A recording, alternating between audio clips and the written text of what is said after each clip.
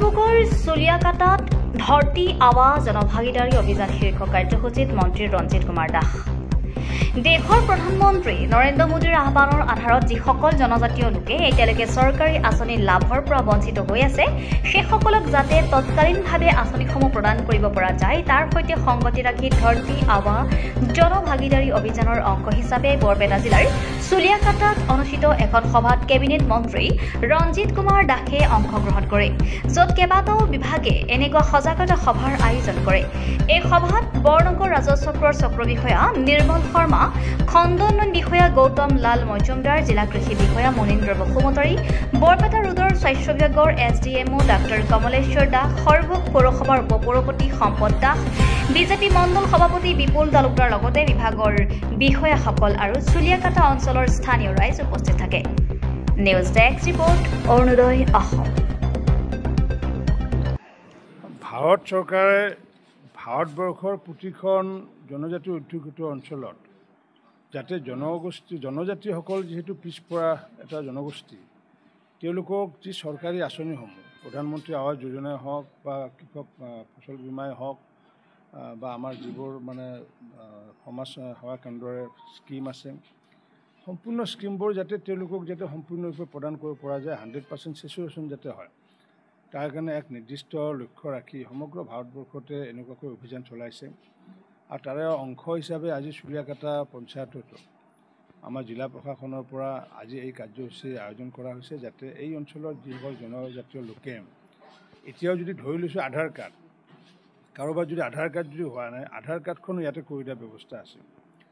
কাৰোবাৰ যদি ফচল বীমা তেওঁলোকে যদি এপ্লাই কৰা নাই সেইটোও কৰি দিয়াৰ ব্যৱস্থা আছে তো এনেকুৱাকৈ সম্পূৰ্ণৰূপে তেওঁলোকক যদি 100% চেচন কৰিব পৰা যায় তাৰ কাৰণে এই অভিযান চলাই আহিছে আৰু আজি আমি এই অভিযান আমি বৰনগৰ অঞ্চলৰ চুলিয়াকাটাত আমি উদ্বোধন কৰিছোঁ উন্মোচন কৰিছোঁ মই ভাবোঁ যে প্ৰধানমন্ত্ৰী নৰেন্দ্ৰ মোদী ডাঙৰীয়াই এতিয়ালৈ যিমানখিনি দুখীয়াৰ কল্যাণৰ কাৰণে কাম কৰিছে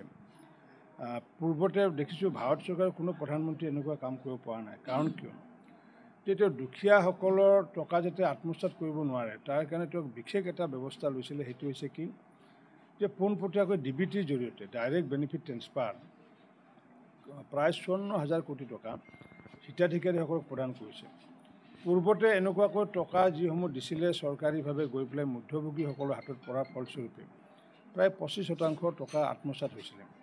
এতিয়া ডাইৰেক্ট বেনিফিট ট্ৰেন্সফাৰৰ জৰিয়তে 54,000 কোটি টকা তাতে প্ৰধানমন্ত্ৰী আৱাস যোজনাই হওক বা ফচল বীমা হওক কৃষক সন্মান যোজনাই হওক যাৰ কাৰণে এতিয়া পোনপটীয়াকৈ বেনিফিচিয়াৰীসকল লাভ কৰিবলৈ সক্ষম হৈছে এপিনে তেওঁ দুখীয়া মানুহক বেংকত যোৱা সাহস প্ৰদান কৰিলে আনপিনে কৰিলে কি যে টকা যাতে আত্মসাৎ কৰিব নোৱাৰে তাৰ কাৰণে DBTৰ জৰিয়তে ব্যৱস্থা কৰিলে ঠিক তেনেকুৱাকৈ আমি যদি DBTৰ কথা কওঁ আমাৰ ফচল বীমা যোজনাত বৰপেটা জিলাখনত যোৱাবাৰ যিসমূহ শস্য নষ্ট হৈছিল তাৰ বাবদ যোৱাবাৰে 10 কোটিতকৈ অধিক টকা প্ৰদান কৰা হৈছিল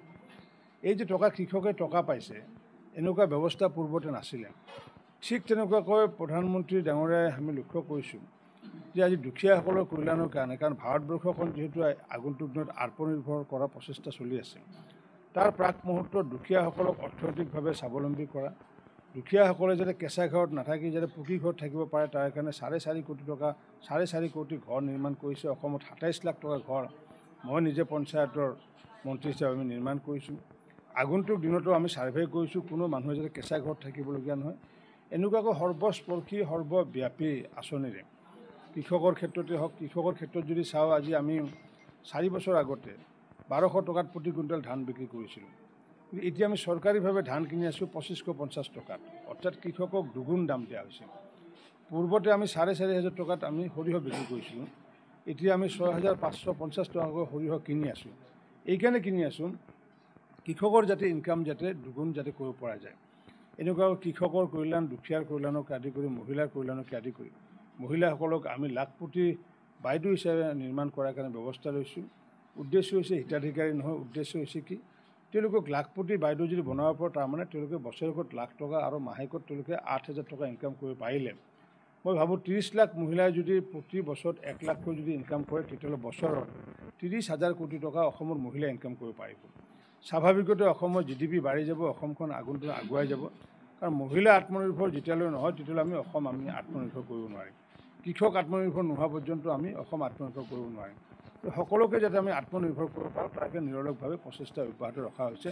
দেশৰ প্ৰধানমন্ত্ৰী আৰু অসমৰ মুখ্যমন্ত্ৰী ডাঙৰীয়া। তেওঁ অখিল গগৈৰ কথা লৈ পেলাই মই কোনো প্ৰতিক্ৰিয়া নিদিওঁ। আমাৰ বুথৰ সভাপতিসকল আছে, আমাৰ বুথৰ সভাপতিসকলে এই সন্দৰ্ভত প্ৰতিক্ৰিয়া ব্যক্ত কৰিব।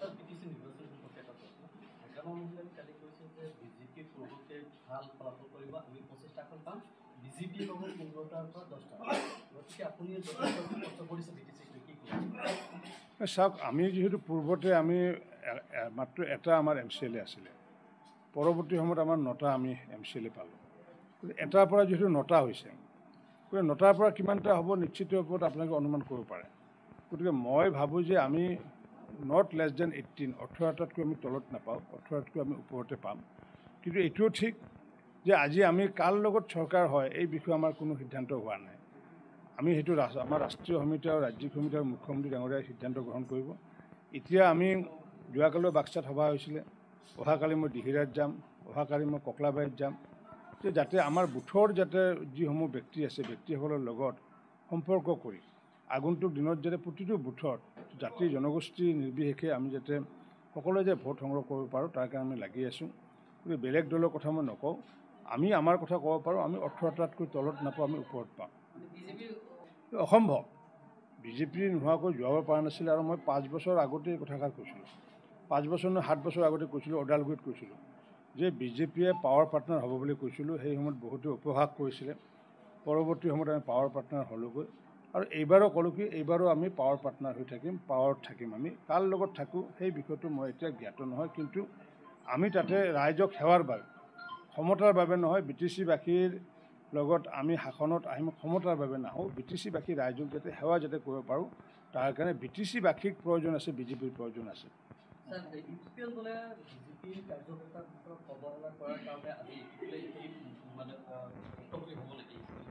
অৱহেলা কোনে কৰা নাই? UPPL কৰিছে,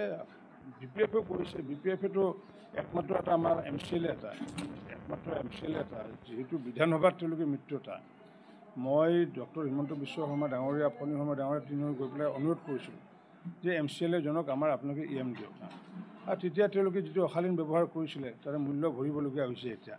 গতিকে আমি আমাৰ নিজৰ কাম কৰি গৈছোঁ, UPPL-ও নিজৰ কাম কৰি থাকক, BPF-ও নিজৰ কাম কৰি থাকক, তাত মোৰ ক'বলগীয়া একো নাই।